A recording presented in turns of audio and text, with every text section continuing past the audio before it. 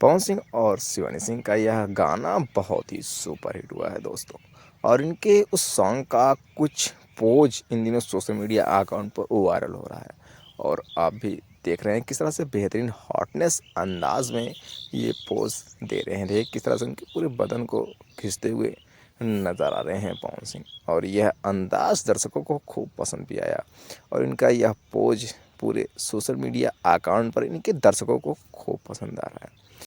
शिवानी सिंह अपने Instagram account पर भी खूब एक्टिव रहती है। इनके यह पोज, इनकी ये अदाएँ इनके फैंस खूब दीवाने हुए हैं। और ये देखिए किस तरह से बेहतरीन अंदाज डांस करते हुए नजर आ रही हैं। शिवानी सिंह की यही पोज के दीवाने इनके फैंस, और इनका यह कोई भी सॉन्ग हो बहुत ही वायरल होता है। और इनके इस तरह तरह के पोज के दीवाने इनके फैंस इनको खूब ट्रोल भी करते हैं। और इनकी यही पॉपुलैरिटी इनके सॉन्ग को खूब वायरल भी करती है।